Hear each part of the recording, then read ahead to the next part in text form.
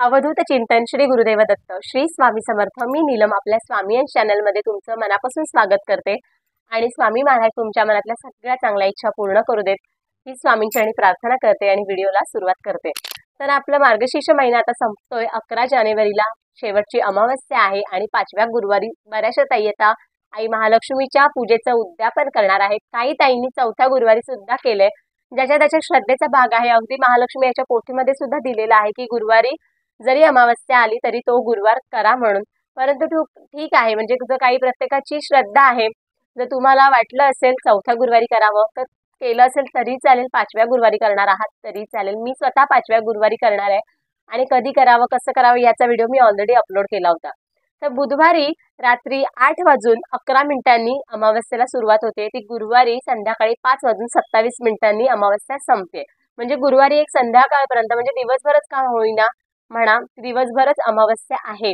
तर त्या दिवशी आता काय करायचं? जर तुम्ही गुरुवारी उद्यापन जरी केलेलं असेल 4थ्या गुरुवारी तरी सुद्धा तुम्ही 5व्या गुरुवारी देवी आईचा तुमच्या उपवास नक्की करा. दिवसभर तुम्ही उपवास करा. जसं आपण मार्गशीर्ष महिन्यात 4 गुरुवार केले त्याच प्रकारे त्या दिवशी सुद्धा उपवास करा. आणि ज्या गुरुताई 5व्या गुरुवारी आता करणार आहेत उद्यापन, तर आता उद्यापन कसं करायचं हे प्रत्येकाला माहिती आहे. अतिशय साधी आणि सोपी पद्धत आहे. बरेच वर्ष आपण ही सेवा करतोय तर त्याच्यामुळे प्रत्येकाला कसं उद्यापन करायचं हे माहिती आहे. तरी सुद्धा मला माहिती आहे किंवा मी ज्या पद्धतीने करते ते सांगण्याचा मी प्रयत्न करते. जर त्याच्यात काही चुकलं असेल तर क्षमा करा. तर काही नाही, सकाळी आपण जसं पूजा अर्चा करतो तसेच आपल्याला नेहमीची पूजा करायची. जर तुमच्या मनात शंका असेल, काही पाल चुकत असेल शंकेची, तर काय करा, संध्याकाळी 5:27 आत तुम्ही उद्यापन केलं तरी चालेल. म्हणजे अमावस्येच्या आतच होईल मार्गशीर्ष महिन्याचा. तुम्ही जर कॅलेंडर बघितलं तर दिवसभर त्यांनी दिलंय. मार्गशीर्ष महिना शुक्रवारपासून पौष महिन्याची स्टार्टिंग होते. परंतु तरी सुद्धा जर काही मनात शंका असेल तर तुम्ही गुरुवारी, आपण बघा देवीची पूजा तर आपण सकाळी लवकर करतो मांडणी. फक्त काय करायचं, आपल्याला दुपारीच नैवेद्य दाखवून घ्यायचा आहे, आरती करून घ्यायची आणि अगदीच जर शक्य असेल तर संध्याकाळी 5:30च्या आत तुम्ही 5 बायकांना बोलवा घरी आणि उद्यापन करून घ्या. आणि ज्यांना काहीच प्रॉब्लेम नसेल तर आपण दिवसभर, आपण रात्री सुद्धा जसं आपण करतो तसं केलं तरी चालतं. असं काही नाहीये. अमावस्या काही वाईट नसते. त्या दिवशी केलेली सेवा ही अतिशय चांगली असते. कारण शेवटी लक्ष्मी आईचीच सेवा आपण करतोय तर आपलं वाईट तर काही होणार नाही. तर त्याच्यामुळे जसं जमेल, कारण आता काही ऑफिसला वगैरे जाणार आहे तर रात्री आल्यावरच त्यांना पूजा अर्चा करायची, त्यांना तेव्हाच उद्यापन करायचंय. तर त्याच्यासाठी उशिरा केलं तरीही काही हरकत नाही. उद्यापन कसं करतो हे आपल्याला प्रत्येकाला माहिती आहे. 5 बायकांना घरी बोलवायचं, त्यांना हळदी कुंकू लावायचं. महालक्ष्मी आईची जी पोथी मिळते तर ती अवश्य द्या. मला माहिती आहे की त्याच्यात सुद्धा बरेच आपल्या म्हणजे माझ्या पण स्वतःच्या मनात किंतु परंतु असं की काय करू, देऊ की नको, कारण तिचा मान राखलाच जातो असं पण नाही. पण शक्यतो काय करा ना, ज्या ताई मार्गशीर्ष महिन्याची घरी पूजा मांडतात त्या ताईंना तरी पुस्तकं द्या. म्हणजे त्या पुस्तकेचा नक्की मान राखला जातो. कारण आपण वाचनात असतं पुस्तक, आपल्याला ते लागतंच. अगदीच 5 बायकांना द्यावंच नाही वाटलं तर किमान एका तरी ताईंना बोलवा आणि ते एक पुस्तक तरी द्या, पण द्याच. कारण शेवटी ती एक आपली उद्यापनाची म्हणजे एक प्रथा आहे. तर त्याच्यासाठी एक तरी पुस्तक द्या. हळदी कुंकू लावायचंय, पुस्तक द्यायचंय आपल्याला महालक्ष्मी आईचं. त्याचबरोबर एखादं फूल द्या आणि एखादं फळ द्या. अशा प्रकारे आपल्याला उद्यापन करायचंय. जर तुम्हाला स्त्रियांना बोलवता येणं शक्य नसेल किंवा 1-2 बायका आल्या तरी तुम्ही मुलींना सुद्धा बोलवू शकता. कारण कुमारिका पूजन सुद्धा आपण महालक्ष्मीच्या उद्यापनाला करू शकतो. 5 मुली बोलवा, 7 मुली बोलवा. ज्या लहान मुली आहेत ज्यांना पाळी येत नाही त्या मुलींना कुमारिका म्हणतात. तर 1 वर्षानंतर शक्यतो ते 8-9 वर्षाच्या पर्यंत ज्या मुली असतील त्यांना घरी बोलवा. त्यांना खीर खाऊ घाला.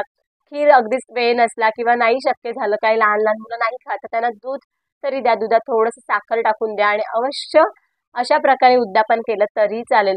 स्त्रियांची पूजा करायची आपल्याला, म्हणजे आपण सुवासिनीला घरी बोलवून त्यांना हळदी कुंकू लावायचे, पुन्हा मुलींना बोलवून त्यांचं कुमारिका पूजन केलं तरी चालेल. अशा प्रकारे अतिशय साध्या आणि सोप्या पद्धतीने आपल्याला आई महालक्ष्मीच्या गुरुवारचं व्रताचं उद्यापन करायचंय. आणि त्याचबरोबर अजून एक मी मुख्य सेवा सांगणार, त्यासाठीच मी खास हा व्हिडिओ केला की ती मुख्य सेवा म्हणजे काय आहे. जर काही ताई तुम्ही जर 4थ्या गुरुवारी जरी हे उद्यापन केलं असेल तर त्यांच्यासाठी सुद्धा आहे. आणि 5व्या गुरुवारी जरी काही तुम्ही करणार असाल उद्यापन तर त्यांच्यासाठी सुद्धा सांगते. दिवसभर अमावस्या आहे त्याच्यामुळे काय करायचं, सगळ्यात आई महालक्ष्मीची अतिशय उच्च कोटीची सेवा म्हणजे कुंकुमार्चन. जर तुम्हाला खरंच म्हणजे वेळात वेळ काढा प्लीज, म्हणजे एक 10 ते 15 मिनिटच लागणार आपल्याला, पण नक्की वेळ काढा आणि त्या दिवशी कुंकुमार्चन करा. कारण कुंकुमार्चन हे आपण विशेष दिवशी करतो. म्हणजे अमावस्या, पौर्णिमा, मंगळवार, शुक्रवार, गुरुपुष्यामृत योग त्या दिवशी आपण कुंकुमार्चन हे करत असतो. तर तुम्ही सुद्धा शक्यतो प्लीज सकाळी पूजा वगैरे झाली, मांडणी वगैरे झाली की आपल्या घरातली जी मूर्ती आहे देवी आईची किंवा टाक असेल तुमच्याकडे कुलदेवीचा किंवा अन्नपूर्णा मातेची मूर्ती असेल सॉरी सॉरी किंवा जर तुमच्याकडे श्रीयंत्र असेल तर श्रीयंत्रावर सुद्धा तुम्ही कुंकुमार्चन करू शकता.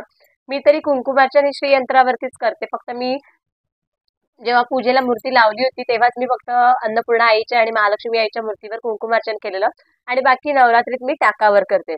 आता कुंकुमार्चन कसं करायचं हे प्रत्येकाला माहिती आहे. आपलं जे जवळचं दिंडोरी प्राणी सेवा केंद्र आहे तर तिथे सुद्धा कुंकुमार्चन विधी म्हणून एक पुस्तक मिळतं. तर त्याच्यात प्रत्येक माहिती दिलेली आहे, कशी करायची, काय नामावली म्हणावी, काय तेव्हा स्तोत्र मंत्र म्हणायचं, तर सगळी माहिती त्यामध्ये दिलेली आहे. जर तुमच्याकडे पुस्तक नसेल तर तुम्ही नक्की आणून बघा, कारण त्याच्यातनं बरीचशी माहिती आहे. बऱ्याचशा आपल्याला ज्या काही गोष्टी माहिती नसतात तर त्याच्या बऱ्याचशा दिलेल्या आहेत.